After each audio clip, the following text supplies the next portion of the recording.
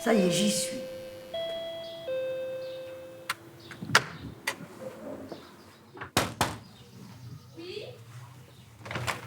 Oui, bonjour. C'est pour la permanence. Je pourrais prendre un ticket. Bien sûr, allez-y, ne tirez pas s'il vous plaît en salle d'attente. Ok, merci. Bonne journée. Également, au revoir. Je dois prendre un ticket comme à la boucherie. Ça commence déjà bien. J'ai rendez-vous avec une assistante sociale. Sur qui je vais tomber? Qu'est-ce qu'elle va me dire? Qui est-ce le dernier arrivé? C'est moi.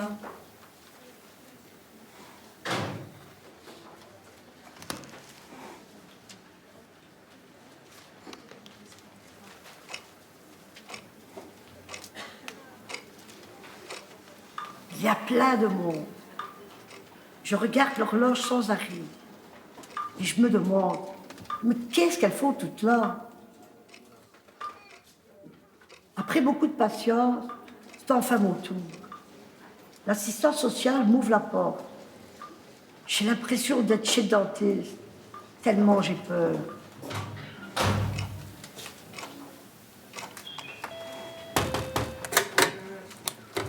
Bonjour. Madame, vous pouvez avoir la place. C'est gentil, merci.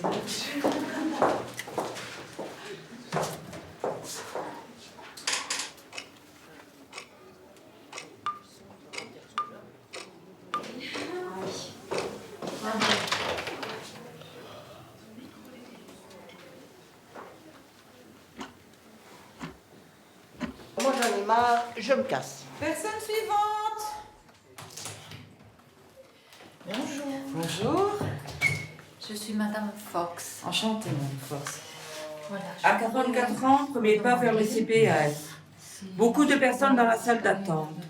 Des enfants jouent, des personnes discutent. On se dit bonjour. L'une me dit, c'est la première fois que tu viens? Je réponds que oui. Je demande qui est l'assistante sociale. On me répond, ben t'as pas de chance, c'est une vraie peau de vache.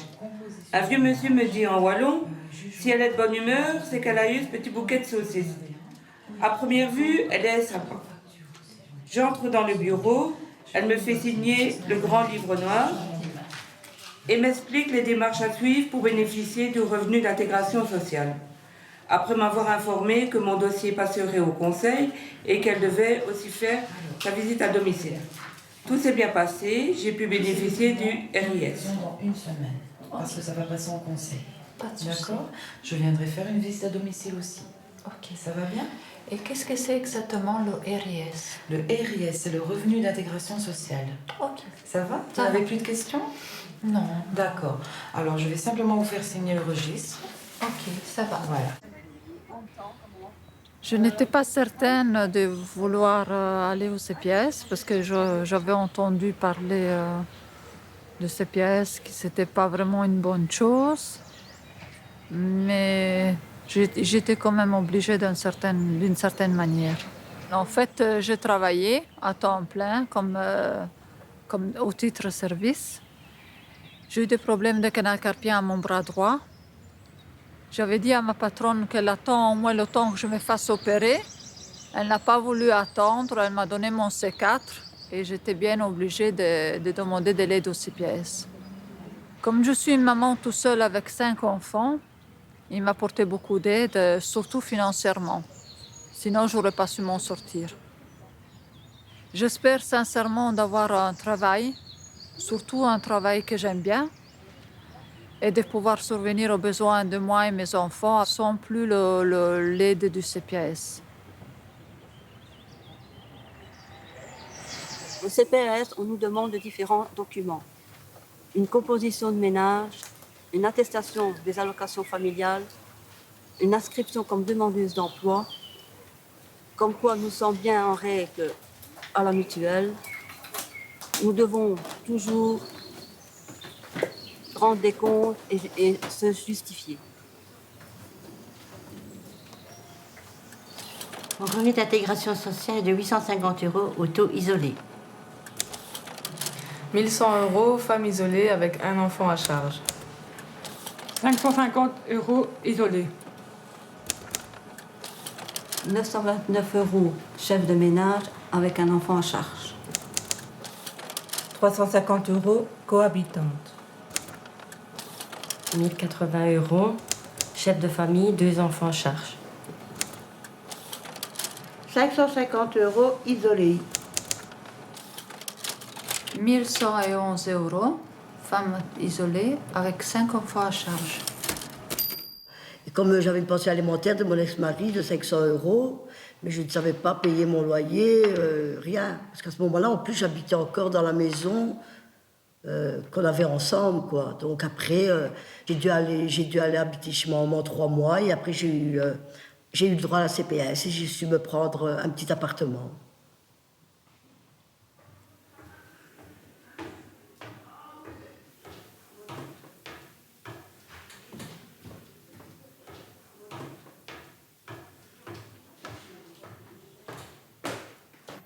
Grandi, les sages. Ah ouais. Bonjour. Bonjour. Madame Blavy. Oui. Bonjour. Bien et vous? Bienvenue. Merci beaucoup. Alors, je vois qu'il y a une petite fille. Elle s'appelle Ouais. comment? Elle s'appelle Naïli. Elle est née le 2 avril. Elle est née prématurée. Ah. Vu la situation que je vis. En fait, j'habite dans un appartement social. Et le problème, c'est que ça devient trop petit et je ne sais pas mettre son parc, je ne sais pas mettre son lit. Vous habitez à l'étage? Oui. Ah ouais. Donc maintenant avec les 3 enfants, donc j'étais venue vous voir pour voir si vous ne savez pas faire un appui pour avoir une maison, pour une mutation, parce que j'ai déjà signé, mais il ne bouge pas. Et votre dossier au niveau de la ruche, il est complet. Ouais. Donc, votre mutation, elle est complète. Ouais. Donc, il n'y a pas de souci, il n'y a rien qui manque. Non, il n'y a rien qui manque, donc je suis venue vous voir en urgence, parce Ok. que bon, ça devient vraiment pas facile. Elle a déjà 2 évident. mois, donc... Ok. Écoutez, voilà. ce qu'on va faire, moi, ce que je peux simplement vous dire dans un premier temps, c'est d'un peu de patience. Donc, vous savez, le logement social, c'est pas nécessairement évident, il y a beaucoup de demandes. Voilà, et c'est une demande de mutation. Donc, moi, je vais intervenir auprès de la Roche-Chapelloise et auprès du président, le sensibiliser en tous les cas à votre situation, étant donné que vous passez d'une famille avec 2 enfants à une famille avec 3 enfants, donc la famille grandit, et c'est une bonne chose. Et donc, je vais intervenir auprès de la ruche, je vais faire un courrier, vous allez avoir de mes nouvelles, donc vous allez avoir un courrier de réponse, en tous les cas pour le sensibiliser à votre situation actuelle et faire en sorte, dès qu'il y a une opportunité au niveau de la Roche-Chapelloise, qu'elle puisse l'examiner, puisse vous apporter une réponse dans les meilleurs délais. Donc on fait comme ça, on peut faire ainsi. Mais ça va, parce que bon, c'est vraiment pressant, parce que ça fait 2 mois qu'elle dort dans sa poussette, donc c'est Oui, pas... oui, mais évident. je comprends, ça doit pas être facile. Au-delà de dormir dans la poussette, mais c'est aussi si vous devez faire des allers-retours. Oui, c'est pas facile. Quel étage vous êtes? Au 3e. Au 3e. Ce qui Donc, serait bien, c'est que vous apportiez votre numéro du dossier D'inscription. à la ruche. Ouais. Comme ça, dans la lettre d'intervention, on peut noter toutes les références. les références. D'accord, il n'y a pas de souci, je vous apporterai ça tout à l'heure alors. Ok, ça marche. Parfait, Merci super. beaucoup, c'est gentil. De rien.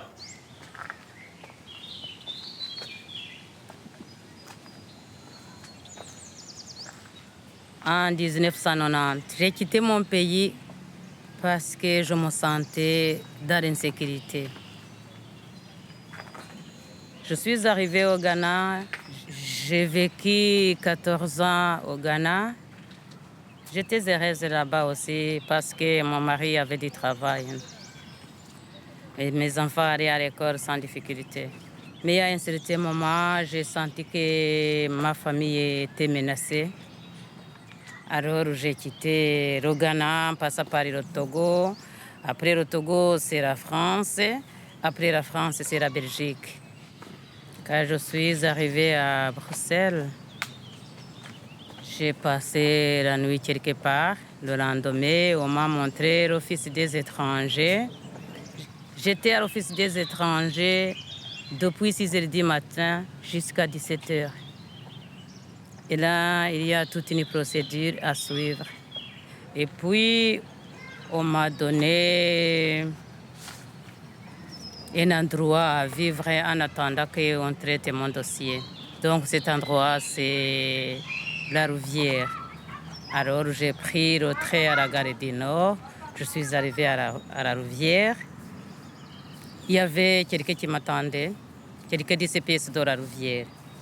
Et là, il m'a amené dans un logement à Oudé-Emery.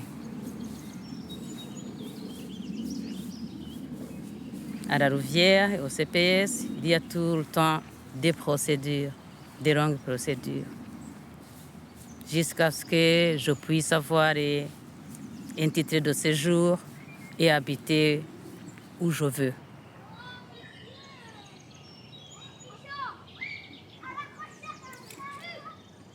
Je cherchais la sécurité pour moi et pour ma famille.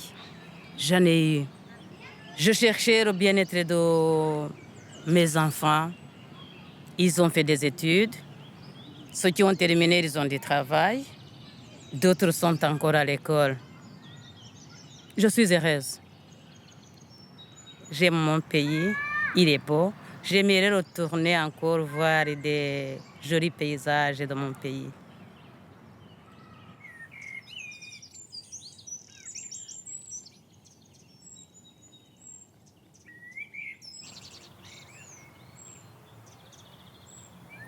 À 6 ans, je rêvais d'être aimée. Mais comment rêver, car elle a voulu me noyer. À 12 ans, je rêvais de devenir kiné. Mais pourquoi rêver, car obligée d'aller dans une école que mes parents m'ont imposée. À 16 ans, yes, folle envie de nature, de terrain, de fumier, de verdure, mon trip, l'horticulture. À 20 ans, je rêve d'être garde forestier. Pas permis, car tu dois travailler pour apporter de l'argent, sinon tu prends la porte. À 21 ans, travaille à la chaîne en biscuiterie. Technicienne de surface dans un home à la Hulle, plus permis de rêver. À 23 ans, rencontre du troisième type. Interdit de rêver. Violence, alcool, soumission totale. Pourtant, j'ai écrit un livre qui sera un échec et un double échec pour moi. À 23 ans, mon rêve était de partir très loin. Mais la peur et l'angoisse prenaient le dessus. Belzébuth me surveillait. À 42 ans, dispute crâne ouvert. Le rêve de partir avec mes 4 enfants s'effondre. Hôpital psychiatrique, la loque humaine, c'était moi. À 42 ans, sortie de l'hôpital. Je prends le taureau par les cornes, je lui dis que je divorce. Belzébuth pleure, je m'en fiche. J'ai été boostée par les malades, les médecins et surtout les assistantes sociales qui m'ont conseillé de me rendre au CPAS de ma commune et de demander le revenu d'intégration sociale.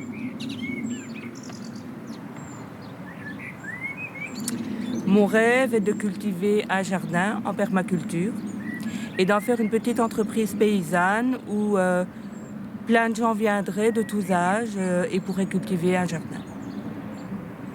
Je viens dans un groupe tous les mardis et jeudis et ça maintenant j'aime bien parce que ça m'a permis de développer beaucoup de choses. J'ai appris beaucoup d'activités, un peu dans tout quoi. Et en plus j'ai des bonnes copines à qui je peux parler.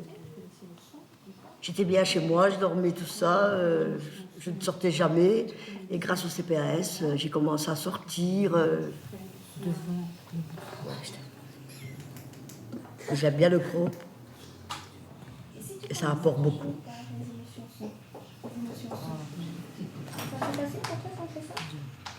Et du coup, tu gardes la même structure, tu vois. Je pense que tout le monde a fait une phrase, hein. Ça va? Les mots peuvent manquer. Il faut en prendre soin. On peut regarder sur un site ou réfléchir. Mes mots ne sont pas les tiens. Tiens, prends mon texte, écoute mon son. Oh, super! Franchement, j'ai joué sur un mot que j'ai entendu, que vous avez dit il n'y a pas longtemps. Abstrait? Les cadavres. Les cadavres? Oui. Je vous dirai pourquoi on appelle ça les cadavres exquis aussi. Le site de mes émotions donne le ton du soin apporté à mes mots. Ils sont témoins de mes émois. Bien. On a déjà fait en coulisses, les rencontres.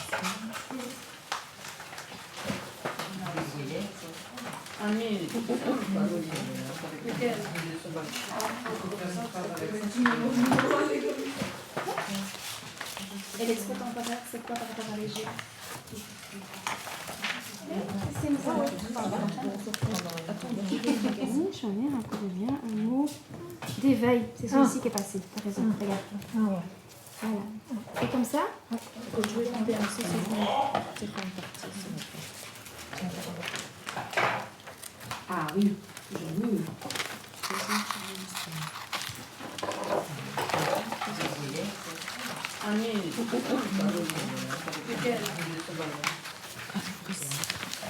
y a des personnes qui sont intéressées.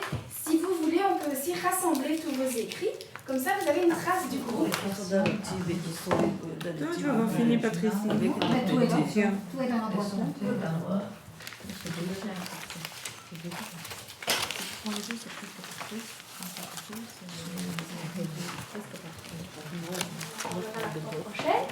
Je voulais quand même vous lire le poème original, celui que j'ai découpé. Donc en fait, c'est un poème de Georges Jean qui s'appelle Les mots entre eux de 1969. Alors, le poème original, c'est le mot poésie est un mot oiseau, un mot pour soirée sans fantôme, un coup de gogne dans la poudre blanche de l'été, un mot de contrebande, un mot enfant, l'herbe dans les cheveux de la pluie, un mot de hurlement, de saisie, d'être, de temps surtout. Je suis divorcée à l'âge de 50 ans, je ne sais pas, maintenant je vais en avoir 62, je ne sais pas si j'arriverai encore à trouver du travail. J'ai très dur d'aller trouver le CPS parce que pour moi, j'étais gênée, j'avais peur des regards des gens. Je me dis, je vais aller au CPS, on va se foutre de moi. Je ne me sentais pas du tout prête à travailler.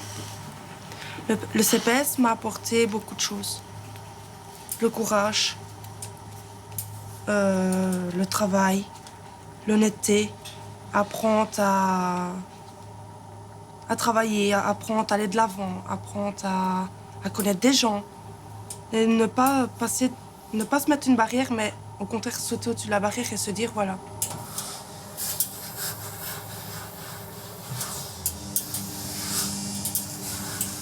J'ai fait une formation 18 mois ici au repassage. Et ça demande quand même assez bien de boulot quand même. Oui. Mais moi, c'est un boulot qui me plaît tel qu'il est.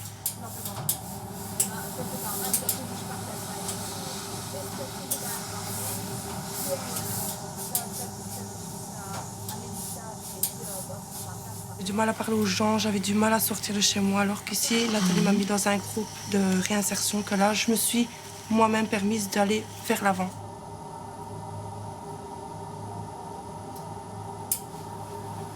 Le CPS, pour moi, c'est vraiment pour aider les gens vraiment dans le besoin.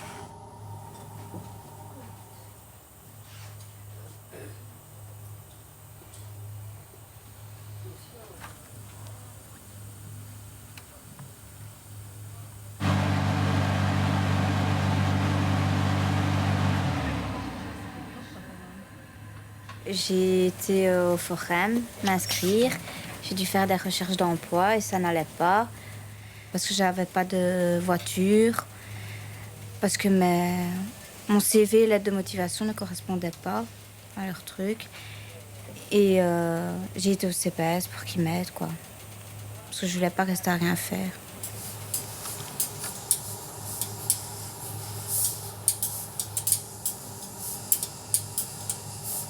Au début, j'ai eu un petit peu peur. Puis je suis arrivée au CPS parce que j'ai eu des soucis. Et j'ai été voir une assistante sociale, elle m'a donné un rendez-vous. Et j'ai dit que je recherchais du travail. Et comme ça n'allait pas vis-à-vis du forum, j'ai travaillé pour le CPS.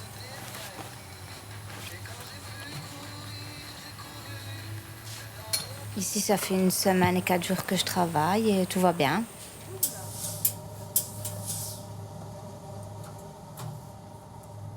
Et quel est ton rêve aujourd'hui? Continuer à travailler et vivre heureux.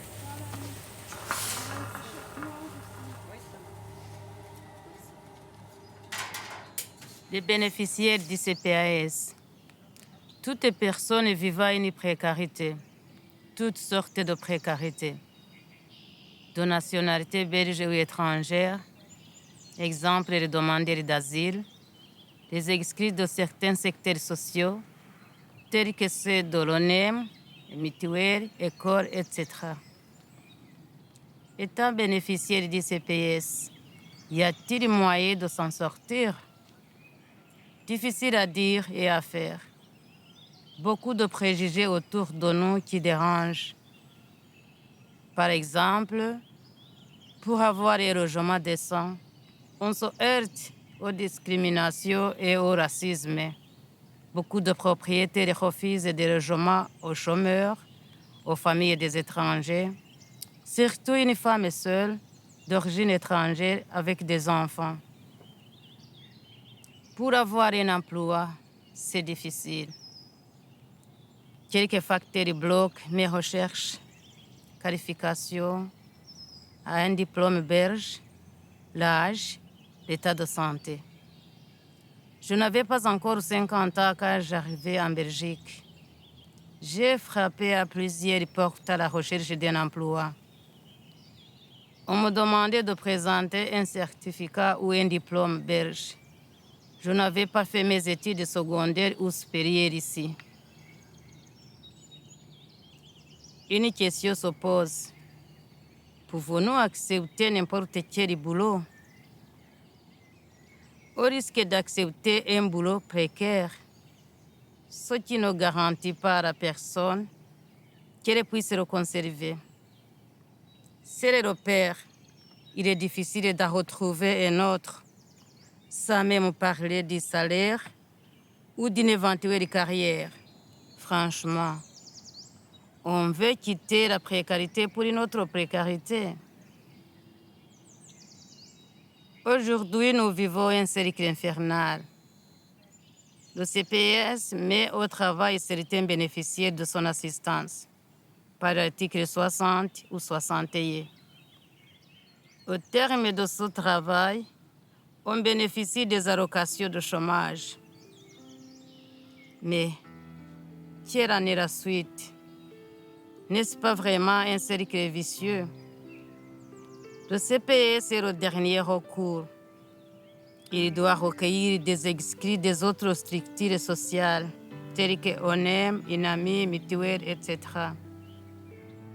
Après le CPAS, il n'y a plus personne. C'est la rue, c'est l'abandon et tout ce qui va avec.